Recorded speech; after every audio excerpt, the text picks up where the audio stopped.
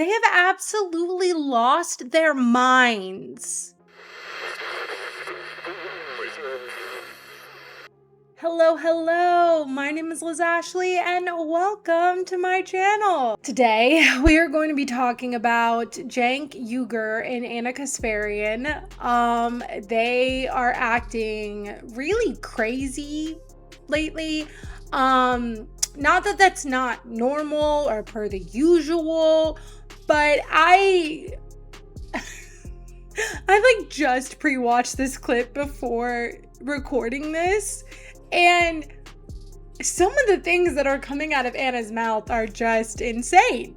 So we're going to get into that today. We're also going to get into what Cenk has said, and this all surrounds around Graham Plattner. This was Cenk's first tweet after it all happened. He said, "Congratulations to the national media on politically assassinating Graham Plattner. If he drops out and Democratic Party tries to give us two candidates who are both for Israel and corporate PACs, they'll face a revolt like they've never seen. Days of bullshit false choices are over." Now, what I will say is that, yes, I think that if they try to push in a corporate Democrat as the new person, people are going to revolt. People are going to be frustrated. And that is why Janet Mills did not win. And that is why nobody was supporting Janet Mills, because Janet Mills was just objectively a horrible candidate that people were not going to vote for. We're seeing that in all of these primaries, in most of these primaries. The Democratic Party is very upset with the Democratic establishment. And that is just a known thing right now. So yes, there needs to be someone who replaces him, who is also progressive and who is also fighting for the same policies. Yes, that needs to happen. Yes. So I agree with him on that. But the person who I give most of the blame to is Graham Plattner. It is his fault. He knew he did this, and yet he still ran. Number one, decided to run anyway. Two, lied to everybody and said that, oh, it would be fine. There's nothing else that's going to come out. And so, no, it's his fault. It is his fault. And he should be held accountable for his actions. So as people are responding to Cenk, he says, "I want a candidate who's even more against corporate PACs, more against Israel, and more against the establishment, more against corruption, more against the status quo. We're not going back. We demand a real choice, and there will be hell to pay if they're taking that away from us." First of all, I don't know what they're going to do. I don't know what's going to happen. I know that there's a ton of mess and a ton of drama about what's going on because Graham Plattner wants to pick someone, but the main Democrats are essentially pushing him out of the situation, which is understandable. If I were a part of his campaign or a part of anything to do with that, I would also be very frustrated and upset and mad. I can understand icing him out of that decision. And then, but you have a few different people who are trying to run. You have a few different people who are trying to get in. I know that the main Democrats are having a meeting today. So I guess we'll see what's going to happen. But they did send out a survey to see who people want and what people think. What would the alternative for them be? And I think they know that if they try to put a corporate Democrat in there, that they're going to lose and it is going to be a revolt. I think they understand that. Okay. And do I think that they'll still try to pick a corporate Dem? Yes, I do. Of course, because that's just what the establishment does, right? But I do think that I think most people understand that in this case in particular, that race was important or was interesting specifically because this person has so much baggage and because people didn't care. People wanted these policies so bad that they looked past everything else. That's why I have hope that they're going to try to replace him with someone that has similar policies. That's my personal opinion. I am worried that they're not going to do that, but I do think that is the next logical choice, because at this point, I think that's all you can really do, right? right? Again, I don't put it past the Democrats, but I don't know what else there is to do. And I guess there are reports saying he has accepted that he needs to step down. Yeah, of course. Like, you need to drop out. Yes, of course. This is why I get so frustrated with Cenk and Anna, because I feel like it's so frustrating that now you're like, oh, we're gonna hop on the anti-establishment bandwagon. Like, I get it. You guys started that, kind of. You guys, like, you didn't really start it, but you kind of started it on the internet. And now you left, went to the right wing, called everyone max leftists. All of the people that were supporting him, all of the people who would have voted for him, you considered max leftists. You all said we're max leftists. And now you're making the left as a whole look horrible because you still want to be in the bandwagon. You still want to be in the group, because now leftists and social democrats and democratic socialists and all this, and whatever you call yourself, right? Progressives, whatever, are actually winning. And so now that there's momentum, Cenk is like, oh, no, we're anti-establishment. We want the progressives to win. When, like, a couple months ago, he was calling everybody the max left.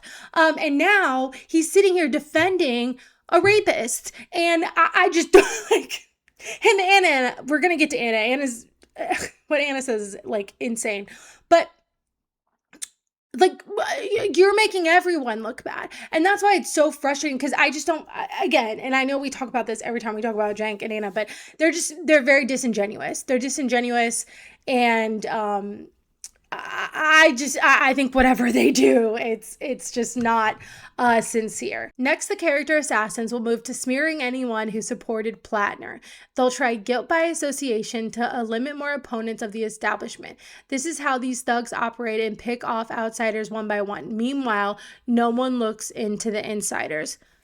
Again, I think that you can be frustrated with the hypocrisy of the Democratic establishment and of the Republicans over here yelling about Plattner when literally there's so many skeletons, especially in the right wing, but also in the corporate Democrat closet. Like, it's just, they have no room to say anything at all. And like, at least as the left, except for Cenk and Anna, I guess, we're like, yeah, no, we want nothing to do with him. Please go. And we're trying to rectify the situation.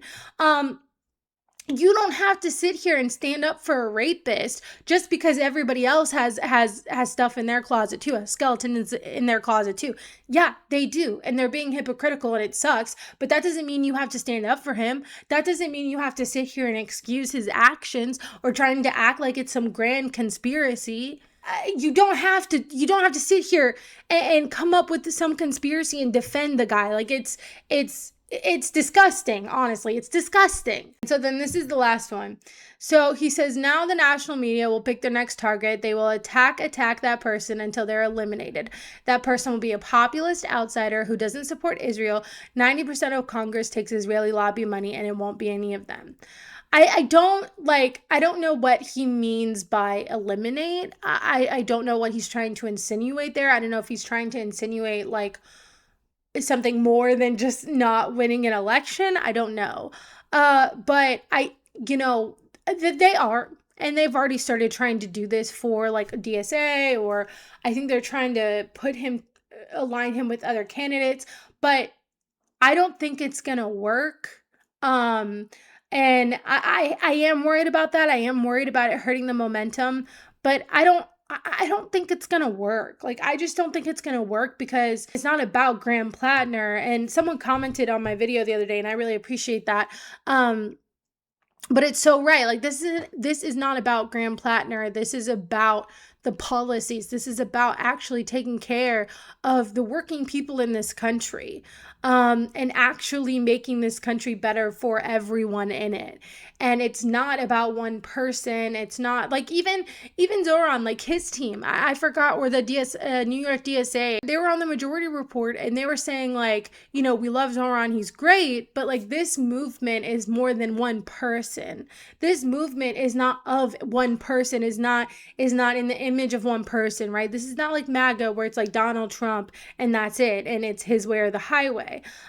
This is not a movement based on one person, based on a personality, based on Zoran, based on Grandpa. Like, this is based on policies. This is based on what is actually good for the American people.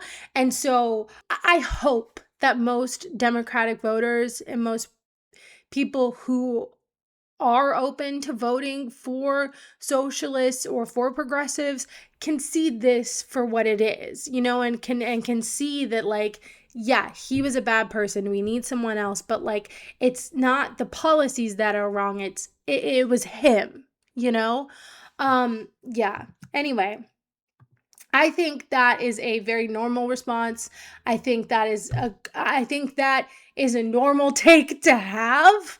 And apparently Anna does not. So Anna Kasparian did a little rant the other day on TYT about Graham Plattner and about these allegations. And she essentially blames the victim, which is insane. And Emma brings it up. She says, didn't this lady leave the left because she felt people on the internet didn't take her sexual assault seriously? Yes, she did. And I remember when she kept saying the left didn't care about her and her sexual assault allegations because they're like, oh, they're too worried about unhoused people. They care more about unhoused people than me getting assaulted. That's literally what she said. And every single person was like, no, that is not what we said. We said, you should not have been assaulted. That is horrible. That is horrific. And we are so sorry that happened. That doesn't mean that because that happened to you, that now every unhoused person has to be punished, right? That you can't still stand for the policies, for progressive policies. Like, that's what people were saying. And she sat here and purposely misunderstood every single person who was saying that. Purposely. That's what Anna Kasparian did. And now she is quite literally, openly blaming the victim. It's insane. It's disgusting and disturbing, really. Because it places us in this unbearable position of having to adjudicate something that should have been adjudicated in a court of law if this actually took place. If someone entered my home and forcibly raped me, I would not allow the individual who forcibly raped me, that's violent, right, to remain in my home and sleep it off. But that is what she did. She alleges that he was so drunk that she didn't want to tell him to leave because he might harm someone on the road. He just forcibly raped you, right? Call the cops, or more importantly, get the hell out of the house. But she did neither one of those things. Insane. Vile, disgusting. Like, what? What? This is why I will always hate Anna Kasparian. Like, I'm not even joking. This is this is so disgusting.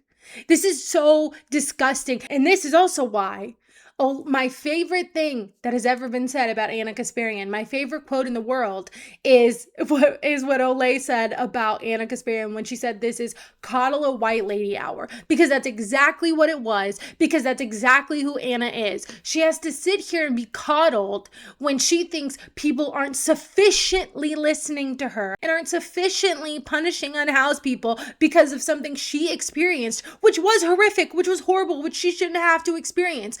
But then she purposely misunderstood everyone and got mad at everyone and left the left because of this, went after the left on all these right-wing podcasts because of this. Saying they don't care about sexual assault, they don't care about this, even though she knows that's not what people said. And now she is standing up for someone who is an alleged rapist, blaming the victim. First of all, I think it's good that she didn't let him drive home because, yeah, he could have killed someone. So yeah, no, I don't think that was a good idea. Also, many of women don't report being sexually assaulted, right? Don't report these things. That does not mean it didn't happen. She even said outright that she didn't want to say anything about it because she didn't want to be known as the person who said that. And I understand that she's saying that now that he's running, but that doesn't mean she wasn't thinking that way back then too. A lot of women don't call the police on sexual assault cases. Most times they know the person, but it's also because cops don't take this shit seriously. Like, I don't know how many times I've watched crime documentaries where and there was one, I forgot which one it was. It was like My Stalker or something. It was on Netflix. And all the women who went to the police and said, I have this stalker, da da da da, they were like, we can't do anything for you. They did nothing for them. One girl, her husband even died. Like, her husband got shot because the cops did nothing until he got shot and died. But there was a man who had a stalker. And when the man went to the police about a stalker, suddenly they cared. Suddenly there was something they could do for him. And I'm not saying that that happens all the time, but I'm saying as a general rule, just like for everyone, cops typically don't take sexual assault cases very seriously. They just don't. You can watch most documentaries, you can just look at the rape backlogs. This is not taken seriously. This is not taken seriously at all. And that is a huge problem in this country. Gigantic. But it's not taken seriously. I'm not going to sit here and try to assume her mentality or try to tell her how to handle this situation. I am not going to sit here and judge her for how she reacted in a traumatic situation because everyone acts differently. And if he was drunk and she was worried about getting hurt, then yeah, she probably wanted to calm the situation down in a fear response, right? Like, I don't, and yeah, I don't know. It's disgusting and it's vile, and Anna Kasparian should be ashamed of herself for literally everything, that she's done lately. I just can't stand her. Yeah. Anyway, that's the video today. So fun. Yeah, thank you so much for watching. Tell me what you think below. Tell me if you like having these videos like every day, kind of shorter, casual, but you know, keeping up with stuff. And yeah. All right, well, love you all very much, and I will see you in the next video. Bye.